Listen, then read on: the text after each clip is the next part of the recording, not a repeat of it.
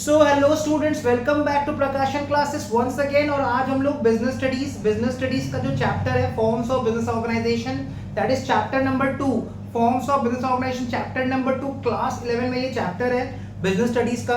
ठीक है, आइए हम लोग फटाफट नोट्स में आ जाते हैं। नोट्स आपको टेलीग्राम चैनल पे मिल जाएगा। ठीक है, हमारा जो टेलीग्राम चैनल है, क्लास का जो टेलीग्राम चैनल है, वहाँ पे नोट्स मिल जाएगा। इन केस अगर टेलीग्राम चैनल ढूंढने में अगर प्रॉब्लम हो रहा है तो आपको व्हाट्सअप कर देना। मेरा व्हाट्सअप नंबर है 7059906120। I repeat 7059906120। वहाँ पे आपको पूरा बिजनेस स्टडीज का डिटेल नोट्स मिल जाएगा और उसके बाहर से कुछ भी नहीं आने वाला एग्जाम में। ठीक है, मेरा नोट्स एनफ है, नोट्स पढ़ लेना, उसके बाहर कुछ भी नहीं आने वाला एग्जाम में। ठीक है, सो लेट अस स्टार्ट। हम लोगों ने प्रीवियस वीडियो में अपना टाइप्स ऑफ कंपनी को कवर कर लिया था। आज हम लोग टॉपिक स्टार्ट करेंगे प्रमोशन के साथ। ठीक है, प्रमोशन क्या होता है, प्रमोटर्स कौन होते हैं एंड फंक्शंस ऑफ प्रमोटर्स क्या होता है, ये हमारा आज का टॉपिक रहने वाला है। तो हम लोग स्टार्ट कर रहे हैं प्रमोटर्स के साथ। ठीक है, प्रमोशन का मतलब क्या होता है? देखो, प्रमोशन का मतलब होता है initial stage, it is the first stage जहां पे हम लोग सोच रहे हैं कि क्या बिजनेस स्टार्ट किया जाए। ठीक है, कंपनी बिजनेस फॉर्म करना है, तो कंपनी बिजनेस फॉर्म करने के लिए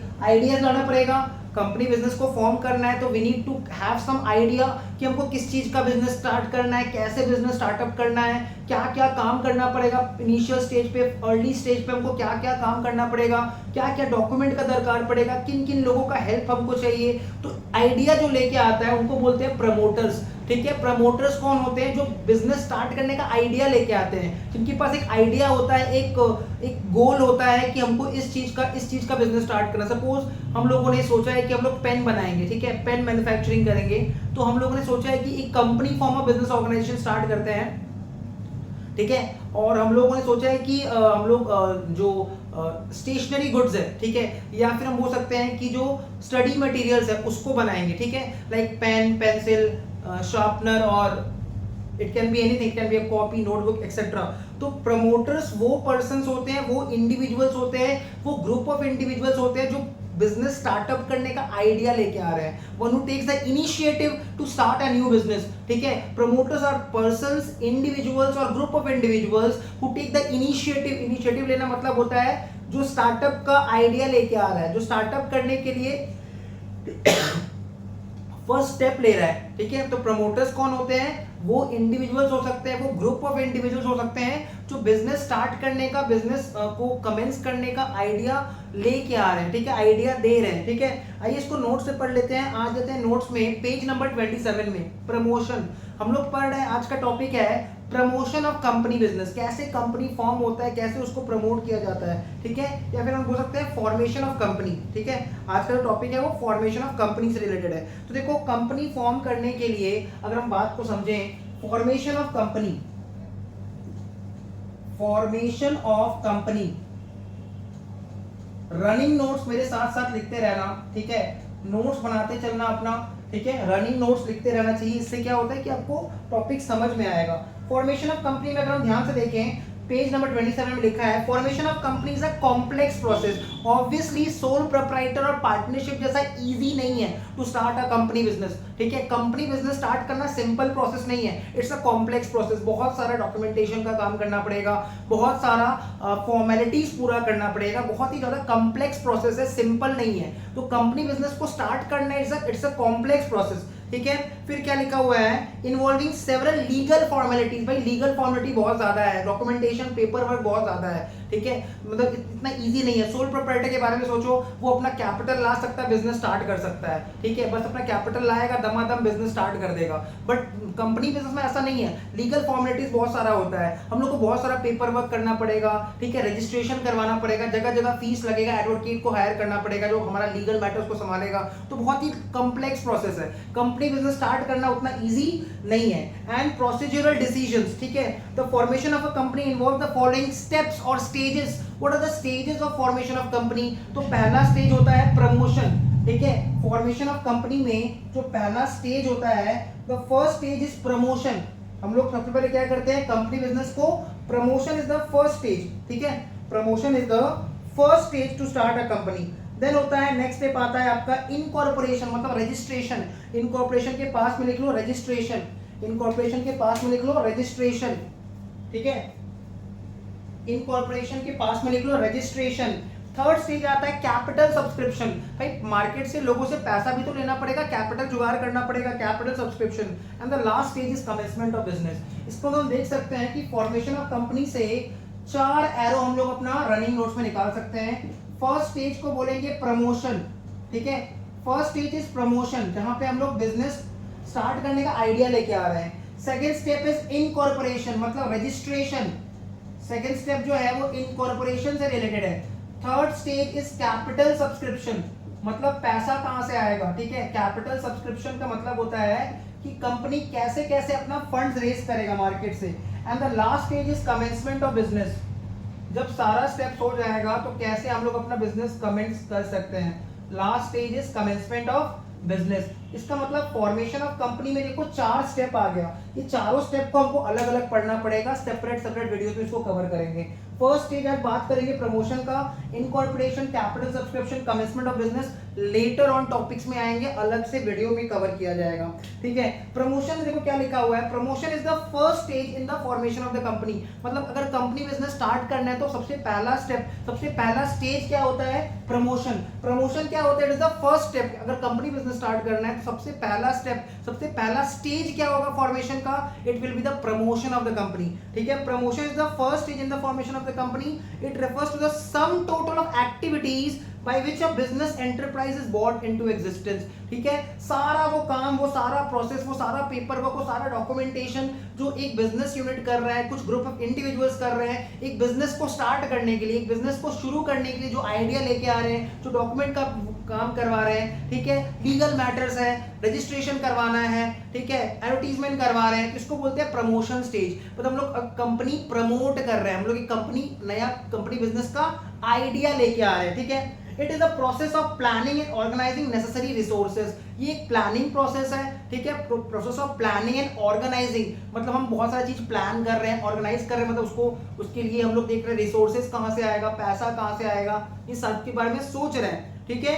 so that profitable concern can come into existence, so that हम लोग एक प्रॉफिटेबल बिजनेस ऑर्गेनाइजेशन स्टार्टअप कर सके। तो प्रमोशन क्या है, it is the very first stage of formation of a company, जहां पे लोग आइडियाज लेके आ रहे हैं, सोच रहे हैं क्या क्या डॉक्यूमेंट लगेगा, कैसे कैसे हम लोग बिजनेस स्टार्ट कर सकते हैं, किधर कितना पैसा लगेगा, ठीक है। सो दैट हम लोग एक प्रॉफिटेबल बिजनेस ऑर्गेनाइजेशन को एग्जिस्टेंस में ला सके, मतलब एक प्रॉफिटेबल बिजनेस ऑर्गेनाइजेशन स्टार्टअप कर सके। So promotion is the first stage of formation of company where different individuals or group of individuals are coming up with the ideas of starting a profitable business, कि क्या क्या पैसा लगने वाला है। It is a process of planning and organising resources. ये एक process है। प्रोसेस मतलब एक प्रोसेस क्या होता है, something which is continuous.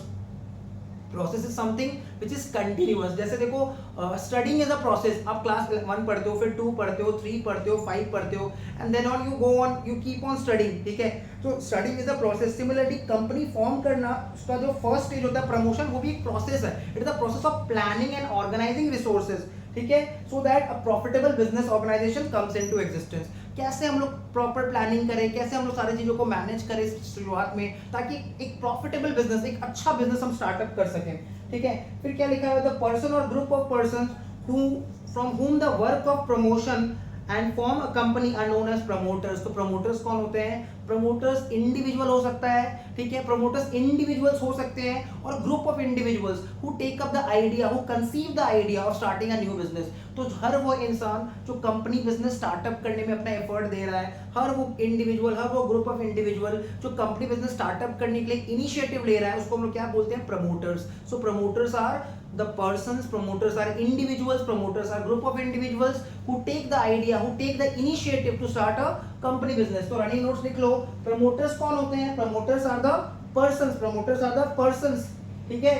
promoters are individuals और persons, लिख लो running notes, promoters are individuals, promoters are individuals or group of individuals, or group of individuals, promoters are individuals or group of individuals who take the initiative, who take the initiative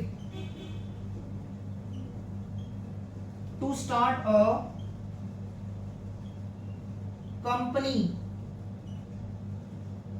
ठीक है। promoters कौन होते हैं, individuals हो सकते हैं, ठीक है। प्रमोटर्स आर इंडिविजुअल्स और group of individuals who take the initiative, मतलब जो आइडिया लेके आ रहा है कंपनी स्टार्ट करने के लिए, या तो वो इंडिविजुअल्स हो सकता है या तो ग्रुप ऑफ इंडिविजुअल्स हो सकता है जो बिजनेस स्टार्ट करने का आइडिया लेके आ रहा है, ठीक है। So promotion is the first stage of the company.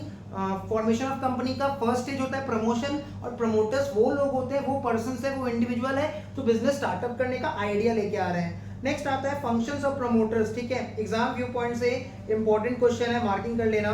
Functions of promoters, सोचो प्रमोटर्स का फंक्शंस क्या क्या हो सकता है। हम लोग नोट से तो पढ़ेंगे ही, पर हम लोग को देखना पड़ेगा कि क्या हो सकता है। एक आइडिया जो वो हर वो पर्सन जो आइडिया लेके आ रहा है बिजनेस स्टार्टअप करने के लिए, ठीक है, जो इनिशिएटिव ले रहा है बिजनेस स्टार्ट करने के लिए, उसको हम लोग बोलते हैं प्रमोटर्स, ठीक है। तो फर्स्ट सबसे पहला फंक्शन ऑफ प्रमोटर क्या लिखा हुआ है, आइडेंटिफिकेशन ऑफ बिजनेस अपॉर्चुनिटी। ये देखना पड़ेगा कौन सा बिजनेस प्रॉफिटेबल है, ऐसा कौन सा बिजनेस स्टार्ट करें जहां पे अपॉर्चुनिटी है, जहां पे हम लोग अच्छा प्रॉफिट अर्न कर सकते हैं। आइडेंटिफाई करो उस एरिया को। सोचो हम लोग एक बिजनेस में, अगर हम बिजनेस स्टार्ट करना चाहें तो हम लोग एक पेन का फैक्ट्री भी सेटअप कर सकते हैं, ठीक है, या फिर हम लोग एक सर्विस इंडस्ट्री भी स्टार्टअप कर सकते हैं। क्लियर।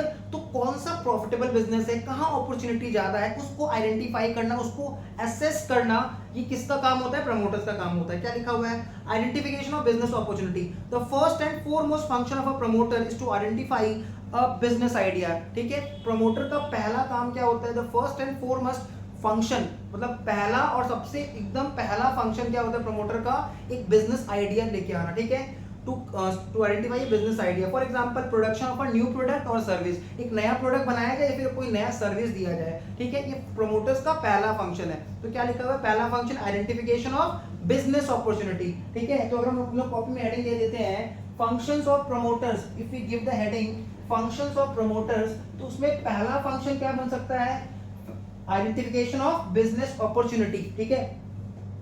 तो प्रमोटर्स का अगर फंक्शंस का बात किया जाए, अगर हम हेडिंग दे देते हैं कॉपी में functions of promoters, functions of promoters, ठीक है। तो सबसे पहला फंक्शन क्या होता है, आइडेंटिफिकेशन ऑफ बिजनेस अपॉर्चुनिटी, ठीक है। आइडेंटिफाई करेंगे, प्रमोटर्स लोग आइडेंटिफाई करेंगे, असेस करेंगे, जज करेंगे, ठीक है, कहां पे बिजनेस अपॉर्चुनिटी है, कौन सा नया प्रोडक्ट बना सकते हैं, कौन सा नया सर्विस दे सकते हैं लोगों को, ठीक है, ताकि एक प्रॉफिटेबल बिजनेस स्टार्ट कर सकें। तो फर्स्ट फंक्शन है identification, identification of business opportunity. First function हो जाता है आइडेंटिफिकेशन ऑफ बिजनेस अपॉर्चुनिटी, ये फर्स्ट फंक्शन हो जाता है। नेक्स्ट आता है feasibility studies after identifying a business opportunity.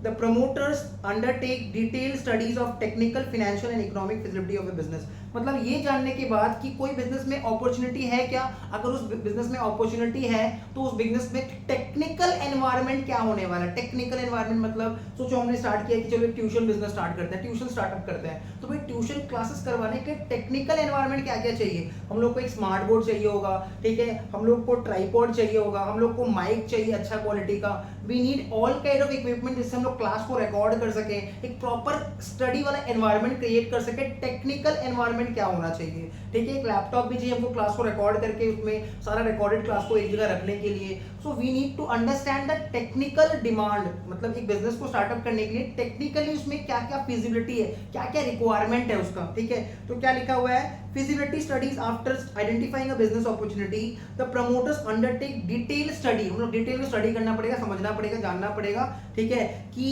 Technical, financial मतलब रुपया पैसा कितना दरकार है, भाई ट्यूशन स्टार्टअप करने के लिए तो भाई बहुत पैसे का दरकार पड़ेगा, ठीक है, हम लोग को बहुत सारा चेयर टेबल खरीदना पड़ेगा, we need to have a smart board खरीदना पड़ेगा, ठीक है, अगर प्रॉपर तरह से सब कुछ स्टार्टअप करना है, और क्लास एनवायरनमेंट अच्छा होना चाहिए, एसी का रिक्वायरमेंट पड़ेगा, लैपटॉप का रिक्वायरमेंट पड़ेगा, टेक्निकल स्टाफ रखना पड़ेगा, एनी टाइम कुछ भी टेक्निकल डिफॉल्ट हो सकता है, ठीक है। तो पैसा का रिक्वायरमेंट बहुत ज्यादा है। एंड इकोनॉमिक फिजिबिलिटी, क्या ये बिजनेस स्टार्टअप करना हमारे लिए पॉसिबल है, क्या इतना फाइनेंशियल रिस्क हम ले सकते हैं, क्या ये इकोनॉमिकल है, ठीक है, economic stability feasibility of a business. Technical feasibility का मतलब क्या बताया है, the feasibility study is undertaken to determine whether it is technically possible to produce the product or not. हम लोग चेक करेंगे जो प्रोडक्ट हम बनाना चाहते हैं उसको बनाने के लिए टेक्नोलॉजी अवेलेबल है क्या, क्या टेक्नोलॉजी हमको प्रोवाइड कर पाएंगे, हम प्रोवाइड करवा पाएंगे अपने स्टाफ्स को जो प्रोडक्ट हम बनाना चाहते हैं या फिर जो सर्विस हम देना चाहते हैं, उसके लिए हमारे पास क्या टेक्निकल एनवायरनमेंट है।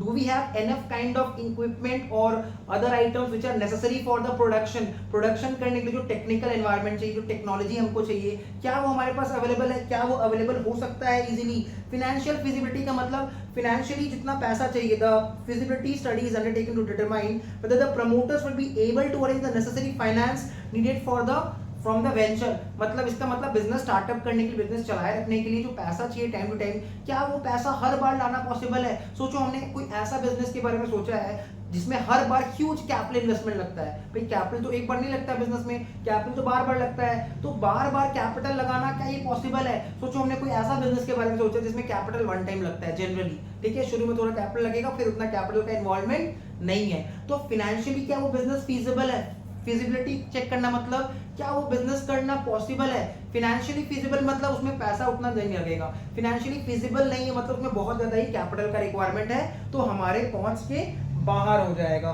Economic feasibility, the feasibility study is undertaken to determine whether it would be profitable to manufacture the product और नॉट। क्या वो प्रोडक्ट बनाना प्रॉफिटेबल है, क्या वो प्रोडक्ट मार्केट में बिकेगा, क्या उसका डिमांड होगा, क्या वो ज्यादा बिकेगा, किस रीजन में ज्यादा बिकेगा, कौन सा जोन में उसका डिमांड ज्यादा होगा, कौन से एज ग्रुप के लोग उसको ज्यादा खरीदेंगे। ठीक है, जैसे मान लो कि अगर इंडिया में एनवायरनमेंट है यंगस्टर्स का, तो ऑब्वियसली जो ऐसा प्रोडक्ट जो यंगस्टर्स यूज नहीं करते हैं, ठीक है, जैसे इट कैन बी ईयरफोन्स, ठीक है, ईयरफोन्स लाइक जो सुनने के लिए काम आता है, ठीक है, या फिर it can be baby products, इन सब का डिमांड ज्यादा नहीं, बिकॉज अगर इंडियन पॉपुलेशन में यंगस्टर्स ज्यादा है तो ऑब्वियसली जो स्मार्टफोन्स का डिमांड ज्यादा होगा, ठीक है, बाइक्स का डिमांड ज्यादा होगा and accordingly and so on. So हमको चेक करना पड़ेगा हम जो बिजनेस स्टार्ट करना चाहते हैं क्या वो टेक्निकली फिजिबल है, क्या वो फिनेंशियली फिजिबल है, क्या वो इकोनॉमिकली फिजिबल है। टेक्निकली फिजिबल मतलब वो बिजनेस को कंटिन्यू करने के लिए जो टेक्नोलॉजी का दरकार है क्या वो हम प्रोवाइड करवा पाएंगे अपने स्टाफ्स को, अपने वर्कर्स को। फिनेंशियल फिजिबल मतलब बिजनेस को स्टार्टअप करने के, बिजनेस को चालू रखने के जो कैपिटल का दरकार है, फाइनेंस का दरकार है, रुपया पैसा का दरकार है, क्या वो हमेशा अवेलेबल करवा पाएंगे अपने वर्कर्स को। और इकोनॉमिक स्टेबिलिटी फिजिबिलिटी का मतलब क्या होता है, इकोनॉमिक फिजिबिलिटी का मतलब होता है कि जो भी प्रोडक्ट हम बनाएंगे उसका मार्केट में कितना सक्सेस रहेगा, उसका कितना डिमांड रहेगा एंड सो ऑन। फिर प्रोडक्ट बना देंगे बिकेगा नहीं तो बेकार हो जाएगा। ठीक है, थर्ड पॉइंट क्या लिखा है, name approval after selecting the name of the company. तो कंपनी का नाम भी वही लोग डिसाइड करते हैं, कंपनी का नाम क्या होगा, राम श्याम जोधो मोधो लिमिटेड, या कंपनी का नाम क्या होगा, XYZ लिमिटेड। जो भी कंपनी का नाम है वो कौन सोचता है, प्रमोटर्स। ठीक है, प्रमोटर्स ही ये सारा काम करते हैं। तो फंक्शंस ऑफ प्रमोटर्स में पहला था आइडेंटिफिकेशन ऑफ बिजनेस अपॉर्चुनिटी, दूसरा है फीजिबिलिटी स्टडी, फीजिबिलिटी स्टडी, दूसरा क्या है, फीजिबिलिटी स्टडी, फीजिबिलिटी स्टडी। ठीक है, फिजिबिलिटी स्टडी, फिजिबिलिटी किस स्टडी किस चीजों का, तीन चीजों का, टेक्निकल फिजिबिलिटी स्टडी, उसके बाद आता है फिनेंशियल फिजिबिलिटी स्टडी, और उसके बाद आ जाता है economical feasibility study. Technical feasibility study, financial feasibility study, और उसके बाद आता है इकोनॉमिकल फिजिबिलिटी स्टडी। उसके बाद name approval after selecting the name of the company. तो कंपनी का एक नाम सोचेगा प्रमोटर्स लोग और उसको अप्रूवल करवाएगा। ठीक है, the promoter submit an application to the registrar of the company for its approval, the proposed name will not be accepted by the registrar. ठीक है, एक नाम सोचेगा प्रमोटर्स लोग, उस नाम को रजिस्ट्रार को बताएगा, रजिस्ट्रार उस नाम को तभी एक्सेप्ट करेगा if it resembles the name of an existing company। अगर हमारा कंपनी का नाम कोई एग्जिस्टिंग कंपनी के साथ मैच करेगा, कोई पुराना कंपनी के साथ मैच करेगा जो ऑलरेडी रजिस्टर्ड है, तो वो नाम को वैलिड नहीं माना जाएगा। सपोज ऑलरेडी ABC लिमिटेड एक रजिस्टर्ड कंपनी है और हमने सोचा कि हम अपना बिजनेस का नाम चलो ABC लिमिटेड ही रखेंगे, तो हमारा बिजनेस का नाम ABC लिमिटेड नहीं हो सकता। रीजन, ऑलरेडी एक ABC लिमिटेड सेम नाम का कंपनी रजिस्टर्ड है अंडर द कंपनीज एक्ट। ठीक है, इट इज मिसलीडिंग अगर वो नाम बहुत ही बहकाने वाला है, एक का डबल लिमिटेड, ठीक है, तो एक का डबल लिमिटेड तो बहुत बहकाने वाला नाम है, लोग तो फंस जाएंगे, मिसलीड हो जाएंगे। ठीक है, उनको अलग आइडिया आ जाएगा, जैसे वो मूवी में भी अलग आइडिया आ गया था, एक का डबल करने गया था फिर हेरा फेरी में। It violates the provisions of the emblem and names prevention of improper use act 1950। अगर वो नाम बहुत ही ज्यादा ही ऐसा कुछ नाम है जो पब्लिकली हम लोग नहीं ले सकते हैं, कुछ ऐसा नाम है जो पब्लिक पॉलिसी के अगेंस्ट में है, ठीक है, जो पब्लिक पॉलिसी के अगेंस्ट में है, तो वो कंपनी का नाम हम लोग रजिस्टर नहीं कर सकते हैं। It violates the provisions of the emblement, ये तो पढ़ दिए। और in such cases the proposed names is not accepted but some alternate name may be approved. ठीक है, तो रजिस्ट्रार बोलेगा कि अगर तुम्हारा नाम ऑलरेडी कोई कंपनी से मैच करता है तो भाई इसको चेंज करवा दो, दूसरा कोई नाम ऐसा लेके आओ जो यूनिक है, जो अभी तक रजिस्टर्ड नहीं है, तो उसको हम अप्रूवल दे देंगे। So three names in order of their priority are given in the application to registrar of the company। तो हम लोग कितना नाम दे सकते हैं रजिस्ट्रार के पास? 3 नाम दे सकते हैं। पहला दिया कैंसिल हो गया, दूसरा दिया कैंसिल हो गया, लास्ट भी दे सकते हैं। अरे लास्ट में तो हो ही जाएगा, ठीक है। कुछ यूनिक नाम सोचेंगे, नया नाम सोचेंगे, तो मतलब हम प्रमोटर्स लोग जो भी नाम डिसाइड करेगा कंपनी का, जो भी नाम सेलेक्ट करेगा, वो एग्जिस्टिंग कंपनी का नाम के साथ मैच नहीं होना चाहिए, ठीक है। इसमें थर्ड पॉइंट क्या होता है? Name approval after selecting the name of the company, ठीक है। तो ये थर्ड फंक्शन होता है प्रमोटर्स का, नेम को अप्रूवल करवाना, मतलब कंपनी का जो भी नाम होगा उसको अप्रूवल करवाना after selecting the name of the company. After selecting the name of the company, company का नाम सोचने के बाद वो लोग उस नाम को अप्रूवल करवाएगा, किससे? रजिस्ट्रार से। और वो नाम एग्जिस्टिंग कंपनी बिजनेस के साथ मैच नहीं होना चाहिए, कोई ऐसा कंपनी का नाम नहीं होना चाहिए जो ऑलरेडी रजिस्टर्ड है, ठीक है। फिर फोर्थ में क्या लिखा हुआ है? Appointment of professionals, promoters appoint merchant bankers. देखो बहुत सारा स्पेशलिस्ट लोगों को अपने साथ लेके चलना पड़ेगा। अपॉइंटमेंट ऑफ प्रोफेशनल्स को हायर करना पड़ेगा। अगर एक कंपनी बिजनेस स्टार्ट करना है तो कंपनी बिजनेस स्टार्टअप करने के लिए भाई हमको कंपनी बिजनेस कैसे स्टार्ट करें, क्या करें। जैसे हमारे नॉर्मल लाइफ में एडवोकेट होता है, वैसे एक कंपनी के लिए कंपनी सेक्रेटरी होता है, CS कंपनी के लिए कंपनी सेक्रेटरी होता है, जो ये बताया कि कैसे कंपनी बिजनेस स्टार्ट करना है, क्या प्रोसीजर होना चाहिए, क्या स्टेप्स होना चाहिए, कंपनी को क्या क्या मैटर्स, क्या क्या डॉक्यूमेंट बनाना पड़ेगा। तो प्रोफेशनल्स को हायर करना पड़ेगा। प्रमोटर्स अपॉइंट मर्चेंट बैंकर्स, जो आइडिया देंगे कि कहाँ पे इन्वेस्टमेंट करना सही है, ठीक है। ऑडिटर्स, जो ये बताएंगे कि कंपनी क्या क्या काम कर सकता है, क्या क्या उसका राइट्स है, ठीक है, क्या क्या उसका ड्यूटी रहने वाला है, ऑडिटर्स बताएंगे। एक्सेट्रा टू असिस्ट का मतलब होता है हेल्प करना, to assist them in the preparation of necessary documents. अब कंपनी बिजनेस स्टार्ट करना है तो भाई प्रमोटर्स को तो उतना आइडिया नहीं होगा, वो लोग ये आइडिया ला सकता है बिजनेस क्या चीज का करना है, बट बिजनेस कैसे स्टार्टअप करना है, तरीका क्या होने वाला है, ये कौन बताएंगे? प्रोफेशनल्स बताएंगे। प्रोफेशनल्स कौन होते हैं? स्पेशल पर्संस, ठीक है, जिनके पास स्पेशल नॉलेज होता है, which are required to be submitted with the registrar of the companies। तो अपॉइंटमेंट ऑफ प्रोफेशनल्स को भी अपॉइंट करना पड़ेगा, हायर करना पड़ेगा। फिर क्या लिखा है? प्रिपरेशन ऑफ नेसेसरी डॉक्यूमेंट, ठीक है, कुछ डॉक्यूमेंट प्रिपेयर करवाना पड़ता है। प्रिपरेशन ऑफ नेसेसरी डॉक्यूमेंट, ये भी फंक्शन है प्रमोटर्स का। Preparation of necessary documents, preparation of necessary documents, ये भी क्या होता है? फंक्शंस होता है, किसका? प्रमोटर्स का। भाई नेसेसरी डॉक्यूमेंट जो भी चाहिए बिजनेस स्टार्टअप के लिए, जो भी नेसेसरी डॉक्यूमेंट चाहिए उसको प्रिपेयर करवाना, ये भी किसका फंक्शन है? प्रमोटर्स का फंक्शन है। तो आइए पढ़ लेते क्या लिखा है? The following documents are to be necessary prepared by the promoters. Company का एक बहुत इंपॉर्टेंट डॉक्यूमेंट होता है जिसका नाम है मेमोरेंडम ऑफ एसोसिएशन, जो कि प्रिंसिपल डॉक्यूमेंट है कंपनी का, ठीक है। इसको हम लोग शॉर्ट में क्या बोलते हैं? मोआ, ठीक है। कंपनी का जो कंपनी को फॉर्मेशन करने के लिए जो डॉक्यूमेंट्स का दरकार है, उसमें सबसे पहले इंपॉर्टेंट डॉक्यूमेंट होता है मेमोरेंडम ऑफ एसोसिएशन। सबसे पहले इंपॉर्टेंट डॉक्यूमेंट क्या होता है? मेमोरेंडम ऑफ एसोसिएशन, ठीक है, which is the principal document of the company. तो क्या लिखा है ये पढ़ लेते हैं। Memorandum of association is the principal document, highlight करके लिख लेना, चार्टर डॉक्यूमेंट, ठीक है। क्या वर्ड बोल रहे sir? Charter, CHARTER, it is the charter document, मतलब very important document। Memorandum of Association is the principal document, ठीक है, of the or the charter, देखो लिखा ही हुआ है, और the charter of the company। तो एग्जाम में क्वेश्चन आ सकता है कि कौन सा डॉक्यूमेंट सबसे प्रिंसिपल डॉक्यूमेंट है कंपनी के लिए, तो आंसर क्या होगा? Memorandum of association. कौन सा डॉक्यूमेंट चार्टर माना जाता है कंपनी का, तो आंसर क्या होगा? Memorandum of association.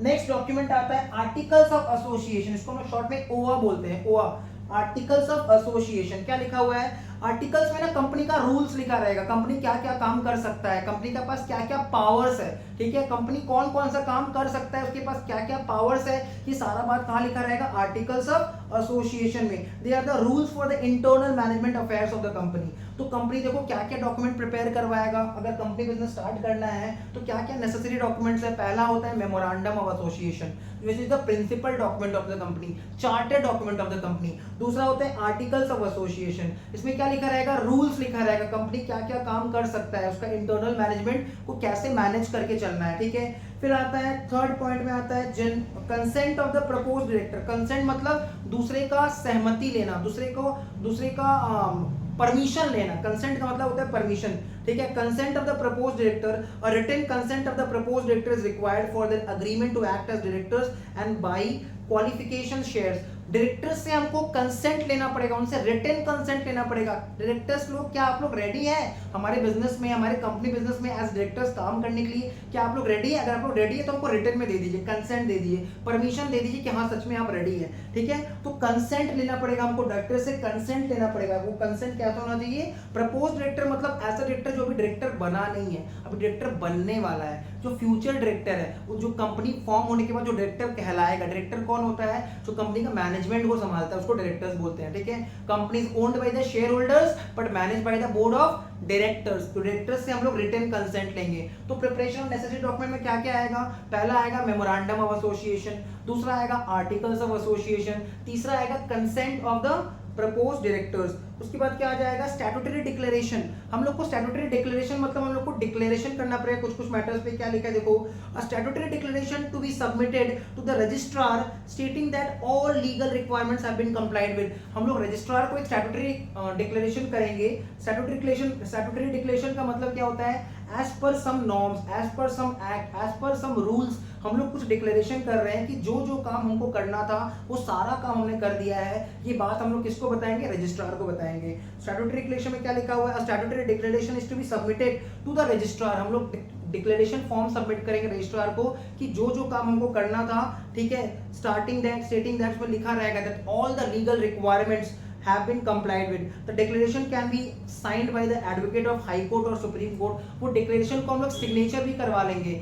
एडवोकेट किसका, कौन सा एडवोकेट से? या तो हाई कोर्ट का एडवोकेट होगा या तो सुप्रीम कोर्ट का एडवोकेट होगा, और एक प्रैक्टिसिंग चार्टर्ड अकाउंटेंट से भी सिग्नेचर करवा सकते हैं, ठीक है। और person named in the articles as directors, manager और सेक्रेटरी, ठीक है। किनसे हमको स्टैट्यूटरी डिक्लेरेशन, जो कंपनी स्टैट्यूटरी डिक्लेरेशन किसको कर रहा है? रजिस्ट्रार को। उसमें क्या लिखा रहेगा? Stating that all the legal requirements that should have been complied with is actually complied with. मतलब जो जो लीगल रिक्वायरमेंट्स, जो जो लीगल काम करना था कंपनी को, कंपनी वो सारा काम कर चुका है। और ये जो स्टैट्यूटरी डिक्लेरेशन है इसका हमको सिग्नेचर भी करवाना पड़ेगा, या तो हाई कोर्ट या तो सुप्रीम कोर्ट के एडवोकेट से, या तो कोई प्रैक्टिसिंग चार्टर्ड अकाउंटेंट से, ठीक है। या फिर कंपनी में जो आर्टिकल्स, कंपनी में जो डायरेक्टर्स हैं, ठीक है, articles as directors, persons named in the articles, articles of association में जिन डायरेक्टर्स का नाम लिखा है वो डायरेक्टर्स इनको साइन कर सकते हैं, ठीक है। Payment of fees, last step आता है पेमेंट ऑफ फीस, ठीक है। लास्ट स्टेप आता है पेमेंट ऑफ फीस। भाई रजिस्ट्रार तो फ्री में काम नहीं करेगा, रजिस्ट्रार को रजिस्ट्रेशन फीस देना पड़ेगा। तो द प्रमोटर हैज टू पे the necessary fees for registration of the company. Company business को रजिस्ट्रेशन करवाना कंपलसरी है और रजिस्ट्रेशन करवाने के लिए पैसा भी लगता है। तो ये पैसा कौन किसको देगा? प्रमोटर्स लोग देंगे रजिस्ट्रार को, ठीक है। The amount of fees depends upon the authorised capital of the company, ठीक है। फीस कितना रहने वाला डिपेंड करता है हम लोग बिजनेस कितना बड़ा कर रहे हैं। बिजनेस कितना बड़ा कर रहे हैं डिपेंड करता है हमारा कैपिटल कितना है। तो जितना ज्यादा हमारा कैपिटल होगा उसके अकॉर्डिंग हमारा फीस चार्ज किया जाएगा, ठीक है। तो लास्ट पॉइंट क्या हो जाता है? Payment of fees. तो ये सब फंक्शंस होता है प्रमोटर्स का। These are the functions of promoters. पहला पॉइंट क्या होता है? Identification of business opportunity. पहले पहचानो कि कौन सी चीज का हम लोग बिजनेस कर सकते हैं। दूसरा पॉइंट क्या होता है? Feasibility study. क्या जो हम लोग बिजनेस कर रहे हैं वो टेक्निकली फीजिबल है, क्या वो फाइनेंशियली फीजिबल है, ठीक है, फाइनेंशियली साउंड है, क्या वो इकोनॉमिकल है, क्या उससे प्रॉफिट हो सकता है। फोर्थ पॉइंट क्या लिखा है? Name approval after selecting the name of the company. हम लोग एक नेम सेलेक्ट करेंगे, नाम सेलेक्ट करेंगे, उसको हम रजिस्ट्रार को देंगे। रजिस्ट्रार बताएगा कि वो नाम जो है वो हो सकता है या नहीं। अगर हमारा नाम कोई एग्जिस्टिंग कंपनी का नाम के साथ मैच करेगा तो उस नाम को कैंसिल कर दिया जाएगा, फिर से कोई नाम हमको सेलेक्ट करना पड़ेगा। Appointment of professionals. भाई कंपनी बिजनेस स्टार्ट करना है तो प्रोफेशनल्स को हायर करना पड़ेगा, मर्चेंट बैंकर्स को हायर करना पड़ेगा, ऑडिटर्स को हायर करना पड़ेगा, कंपनी सेक्रेटरी को हायर करना पड़ेगा, चार्टर्ड अकाउंटेंट्स को हायर करना पड़ेगा, ठीक है। Preparation of necessary documents. Company को नेसेसरी डॉक्यूमेंट्स क्या क्या सबमिट करना है? पहले तो मेमोरेंडम ऑफ एसोसिएशन जो कि प्रिंसिपल डॉक्यूमेंट होता है, chartered document of the company. दूसरा होता है आर्टिकल्स ऑफ एसोसिएशन जिसमें लिखा रहेगा सारा रूल्स, ठीक है, regarding the internal management of the company. फिर हमको जो प्रपोज डायरेक्टर्स है उनको उनसे कंसेंट लेना पड़ेगा, ठीक है, उनसे रिटन कंसेंट लेना पड़ेगा कि वो लोग एग्री करता है कि वो लोग आगे चल के हमारा कंपनी में डायरेक्टर्स रहेगा, ठीक है। उसके बाद हम लोग को एग्रीमेंट, ठीक है, agreement if a company proposes, ये पॉइंट रह गया था, पढ़ लेते हैं। पॉइंट नंबर डी लिखा है agreement if a company proposes anybody to appoint him or her as the managing director, whole time director, then such agreement is to be submitted by the registrar, ठीक है। Agreement, अगर हमारे साथ किसी का agreement हुआ है कि हम किसी को मैनेजिंग डायरेक्टर अपॉइंट कर रहे हैं, किसी को होल टाइम डायरेक्टर अपॉइंट कर रहे हैं, तो वो एग्रीमेंट भी हमको रजिस्ट्रार तक उसका एग्रीमेंट कॉपी भी हमको रजिस्ट्रार को देना पड़ेगा। और स्टैट्यूटरी डिक्लेरेशन में क्या होता है कि हम लोग को डिक्लेयर करना पड़ेगा रजिस्ट्रार को, भाई जितना भी काम हमको लीगल फॉर्मेलिटीज फॉलो करना था हमने फॉलो कर लिया है, और वो स्टैट्यूटरी डिक्लेरेशन को हमको सिग्नेचर करवाना पड़ेगा, या तो कोई प्रैक्टिसिंग चार्टर्ड अकाउंटेंट से, ठीक है, या तो कोई एडवोकेट ऑफ हाई कोर्ट और सुप्रीम कोर्ट हो सकता है, या तो हम लोग को डायरेक्टर से उसको सिग्नेचर करवाना पड़ेगा। लास्ट स्टेप होता है, लास्ट फंक्शन होता है पेमेंट ऑफ फीस। जो प्रमोटर्स हैं उनको फीस पेमेंट करना पड़ेगा, रजिस्ट्रेशन फीस, और रजिस्ट्रेशन फीस किस पे पेमेंट करेगा, on the amount of the authorised capital of the company. So this was all about functions of promoters. Video अच्छे से देख लेना, ठीक है, और वीडियो होपफुली समझ में आ गया होगा। वीडियो को देखने के बाद नोट्स को 2 बार जरूर पढ़ लेना, सारा चीज क्लियर हो जाएगा। फिर भी कुछ क्लियर ना रहे तो कमेंट सेक्शन में लिख देना, हम पर्सनली बता देंगे, ठीक है। सो आज का वीडियो यहीं तक रहेगा, मिलते हैं नेक्स्ट वीडियो में।